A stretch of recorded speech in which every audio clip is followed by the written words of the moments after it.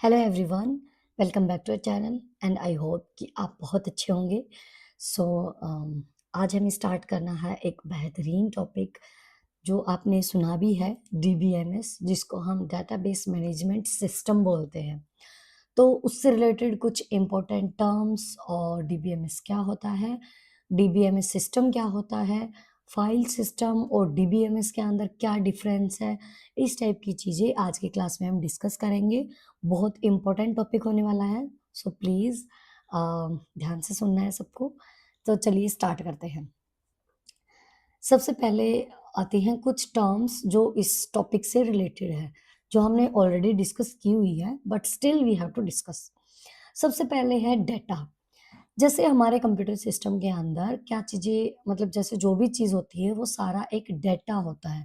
कोई भी फैक्ट है, कोई भी कॉन्सेप्ट है, कोई भी इंस्ट्रक्शन है, वो सारी जो कम्युनिकेशन के लिए सूटेबल है या इंटरप्रिटेशन के लिए या जो भी हमारे ह्यूमन के लिए या इलेक्ट्रॉनिक मशीन के द्वारा प्रोसेस की जाती है, वो होता है डेटा। अब जैसे मान लो हमारी ही इंफॉर्मेशन हम कहें कि मेरा नाम क्या है, मैं कहाँ से हूँ, ये सारी जो चीज़ें हैं वो क्या है? डेटा है हमारे कंप्यूटर सिस्टम के लिए। अगर कोई इमेज भी हम कहें, अगर हम कोई फ़ोटो भी क्लिक कर रहे हैं या कोई वीडियो भी बना रहे हैं, वो भी एक टाइप से कंप्यूटर सिस्टम के लिए, मोबाइल फ़ोन के लिए एक डेटा ही है, ठीक है? हमारे लिए वो हमारी इन्फॉर्मेशन है, मतलब इन्फॉर्मेशन और डेटा में भी मैं डिफ़रेंस समझाऊँगी। तो मतलब जो भी चीज़ें हैं, इमेज होगी, कोई भी टेक्स्ट होगा, कोई भी वीडियो होगी, वो सारा क्या है कंप्यूटर सिस्टम के लिए एक डेटा। और वो जो डेटा है वो रिप्रेज़ेंट किया जाता है किसकी हेल्प से? कोई भी कैरेक्टर्स हो गए जैसा अल्फ़ाबेट्स ए टू ज़ेड, ठीक है? कोई भी डिजिट्स होगी 0 टू 9 हो गई, और स्पेशल कैरेक्टर्स हो गए हमारे जैसे प्लस, माइनस, डिवाइड, अम ये हमारे कुछ सिंबल्स और इक्वल टू, इस टाइप से, ठीक है? ये सारा क्या है? डेटा, जिसको रिप्रेज़ेंट किया जाता है कैरेक्टर्स, डिजिट्स और स्पेशल कैरेक्टर्स की हेल्प से, ओके? उसके बाद आता है डेटा आइटम या फ़ील्ड, हम कह सकते हैं। कोई भी एक पर्टिकुलर वर्ड या कहें एक टाइप से, जैसे अ सेट ऑफ कैरेक्टर, जैसे अगर एक कैरेक्टर कहें हम, एक ही कैरेक्टर है ये, या बी कहें या सी कहें, ये क्या है? कैरेक्टर्स, जो हमने इंग्लिश के अंदर भी स्टडी किए हुए हैं। और अगर हम उसका एक टाइप से वर्ड बना दें, मतलब सेट बना दें उसका हम एक, तो उस सेट ऑफ कैरेक्टर को हम कहेंगे, जो कि एक स्पेसिफिक डाटा एलिमेंट को रिप्रेजेंट करता है, उसको हम कहेंगे फील्ड या डेटा आइटम। जैसे मान लो कोई भी नेम है, ठीक है? ये कोई भी एक वर्ड है नेम, जैसे इंग्लिश के अंदर हम क्या कहते हैं? सेट ऑफ कैरेक्टर्स को वर्ड कहेंगे, ऐसे ही सेट ऑफ कैरेक्टर्स को जो किसी भी एक रिप्रेजेंट करता है एक डाटा एलिमेंट को, किसी स्पेसिफिक डाटा एलिमेंट को, उसको हम कहेंगे नाम।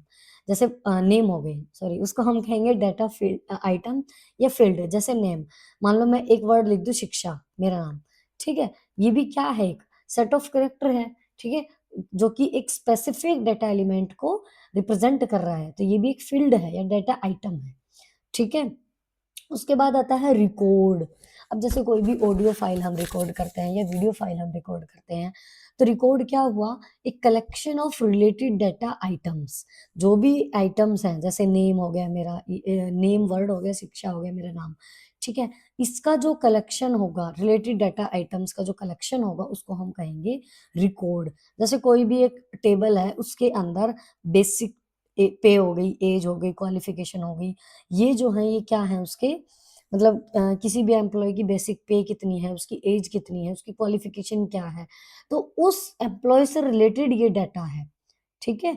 तो वो हो गया उससे रिलेटेड रिकॉर्ड एक, ओके? उसके बाद जो नेक्स्ट आता है वो है एक फाइल। फाइल क्या होता है? इन्हीं रिलेटेड रिकॉर्ड्स का एक कलेक्शन।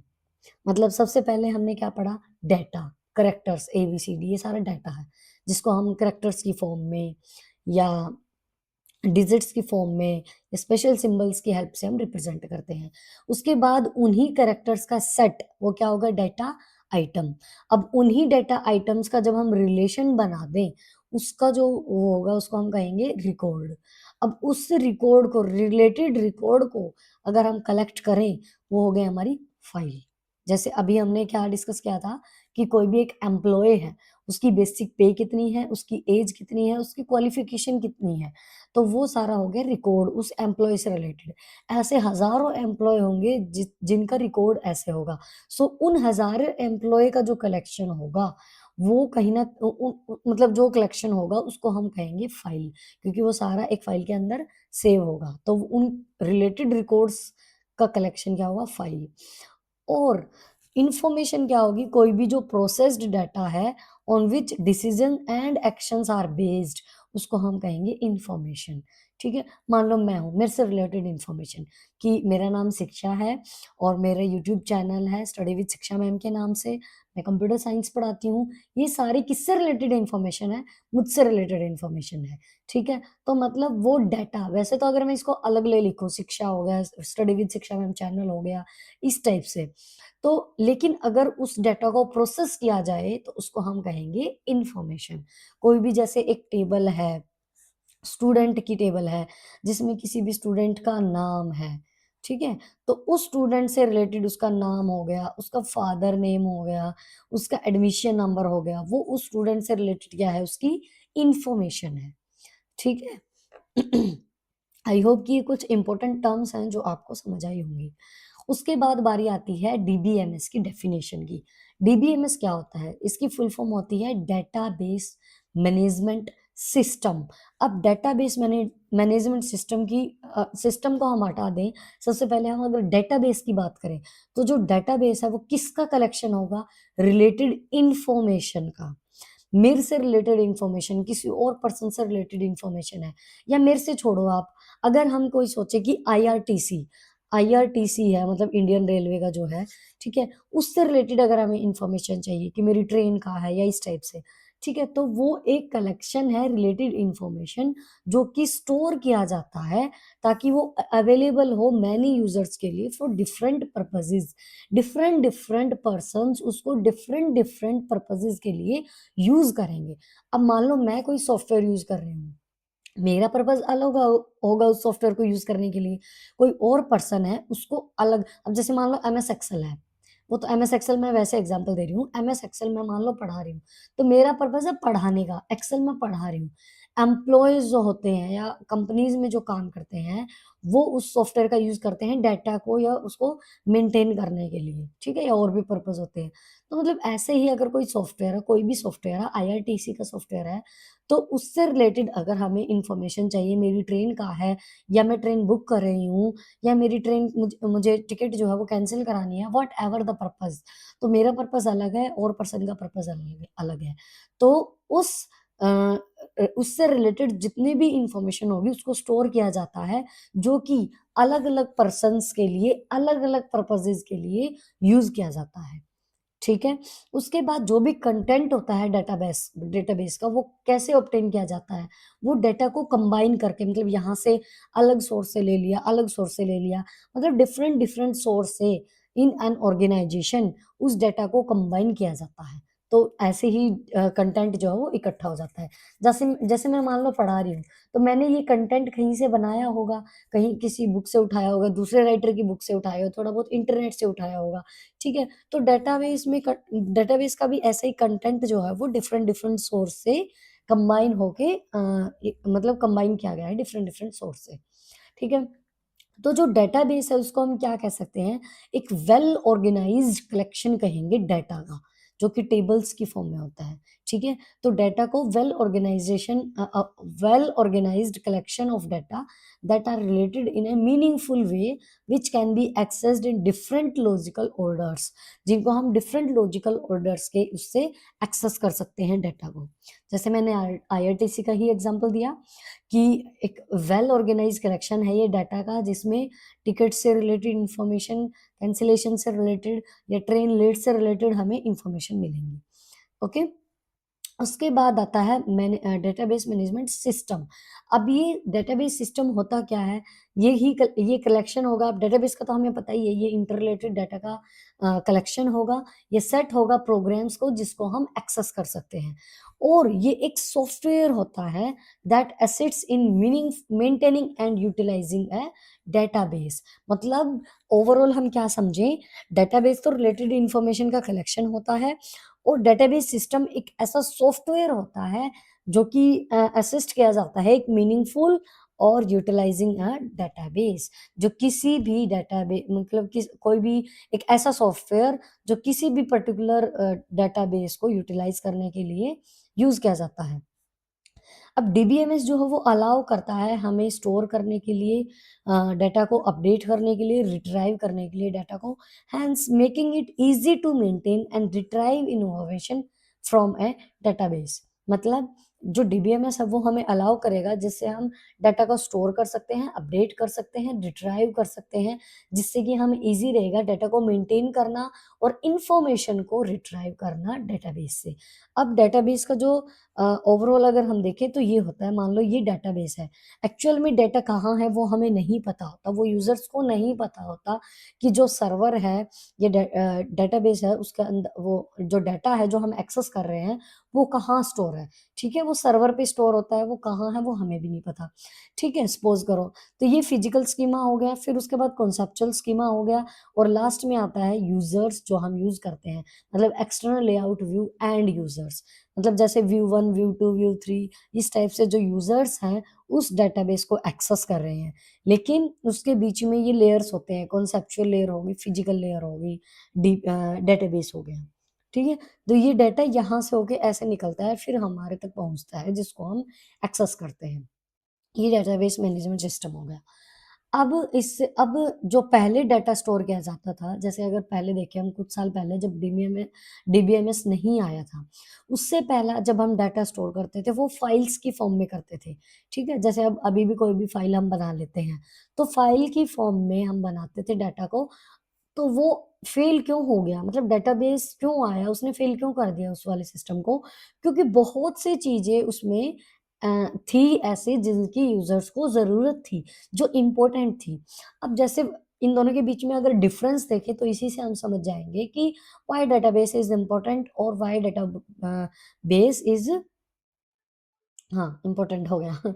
ठीक है, तो फर्स्ट जो पॉइंट है इसके अंदर आता है रिडंडेंसी इन स्टोर डाटा। रिडंडेंसी का मतलब क्या हुआ, जैसे मान लो कोई भी हमने फाइल बनाई, अब वो फाइल हमें पता है, जैसे अगर नॉर्मल मैं एग्जांपल लूँ, एक्सेल की फाइल ले लो या एमएस वर्ड की फाइल ले लो, ठीक है, कोई भी हमने रिपोर्ट प्रिपेयर की, सपोज करो उस रिपोर्ट को मुझे अपडेट करना है, लेकिन पहले वाली फाइल को भी मुझे रखना है, और जो अपडेट करके होगी उसको भी मुझे रखना है, मतलब दोनों फाइल मुझे चाहिए। तो मैं क्या करूंगी, इस फाइल को सेव एज करूंगी, ताकि पहले वाली फाइल भी सेव रहे और इस फाइल को भी मैं सेव एज करके अपने पास रख लूँ, स्टोर कर लूँ उसको भी। उसके बाद मान लो कुछ और अपडेट आ गया, तो मुझे पहले वाली दो भी चाहिए और ये वाली भी चाहिए, फिर से मैं उस फाइल को सेव एज करूंगी, तो मतलब तीनों फाइल है मेरे पास। फिर से अगर कुछ अपडेट चाहिए, मतलब क्या है, जो फाइल्स हैं उनको हम सेम फाइल, सेम कंटेंट, थोड़ा बहुत चेंज होता है लेकिन सेम फाइल को हम अलग अलग नेम से हम उसको सेव करके रख सकते हैं, मतलब स्टोर कर सकते हैं। इसको हम बोलते हैं रिडंडेंसी, या एक टाइप से हम कहें डुप्लीकेसी। तो ये फाइल सिस्टम के अंदर होता था, ठीक है, या होता है हम कहें। लेकिन इसके अंदर डीबीएमएस के अंदर मिनिमम रिडंडेंसी होती है, रिडंडेंसी नहीं होती, एक टाइप से डुप्लीकेसी जो डाटा की है वो नहीं होती, क्योंकि प्राइमरी की जब हम आगे बात करेंगे तो उसमें यूनिक डाटा होने चाहिए, इस टाइप की चीजें आती हैं। ठीक है, तो फर्स्ट पॉइंट हो गया रिडंडेंसी, मतलब डुप्लीकेसी होती है, इसमें डुप्लीकेसी नहीं होती। दूसरा है जो डाटा है वो कंसिस्टेंट होता है, कंसिस्टेंट नहीं होता इसके अंदर, लेकिन इसके अंदर डाटा जो है वो कंसिस्टेंट होता है।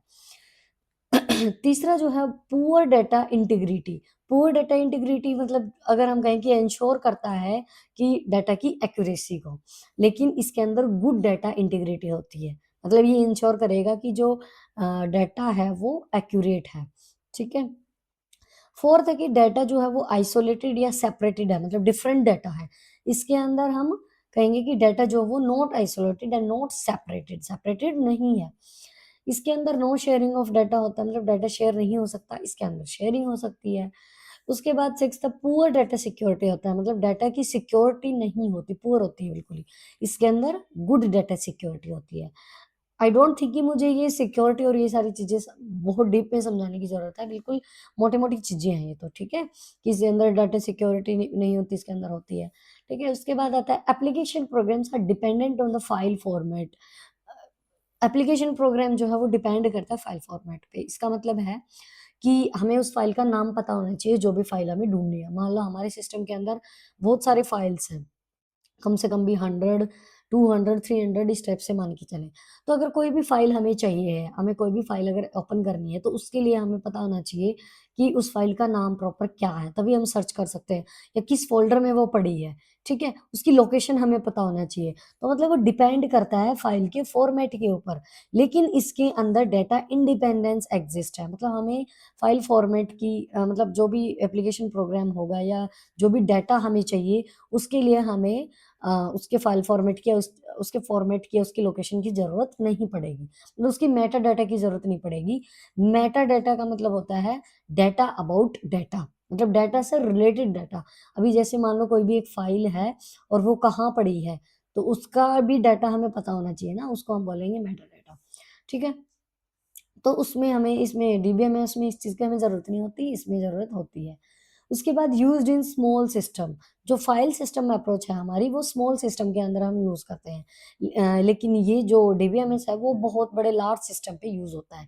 जैसे आईआरटीसी का मैंने एग्ज़ाम्पल दिया इंडियन रेलवे वाले का, तो उसके अंदर स्मॉल सिस्टम तो है नहीं, बहुत बड़ा है, ठीक है? ट्रेन से रिलेटेड अगर किसी को इन्फॉर्मेशन चाहिए या व्हाटएवर, तो बहुत बड़े लार्ज सिस्टम पे ये काम करता है। कॉस्ट इज़ वेरी लेस, हाँ, बस इसमें ये डिफरेंस है कि कॉस्ट जो है वो इसकी कम होती है और इसकी हाई होती है। ठीक है? ये थोड़ा-सा है इसमें।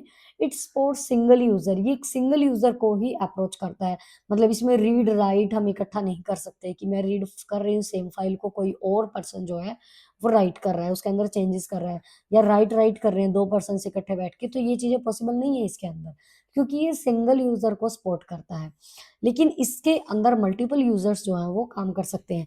जैसे अभी हमने जो ये देखा था उसके अंदर देखो 1, 2, 3 पर्सन्स जो है इसके अंदर यूज़ कर रहे हैं, लेकिन 3 नहीं कहूँगी मैं, बहुत सारे पर्सन्स जो हैं एक टाइम पे डीबीएमएस से रिलेटेड जो भी हमें मतलब इन्फॉर्मेशन चाहिए एक्सेस कर सकते हैं, ठीक है? मल्टीपल यूज़र्स को ये सपोर्ट करता है।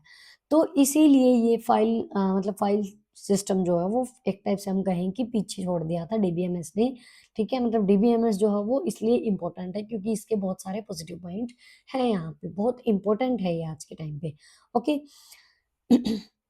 सो ये थी कुछ basic terms related to DBMS और फाइल सिस्टम और डीबीएमएस से रिलेटेड। आज के लिए इतना ही करते हैं, कल की क्लास में हम आगे के टॉपिक जो है वो डिस्कस करेंगे। So thank you so much everyone.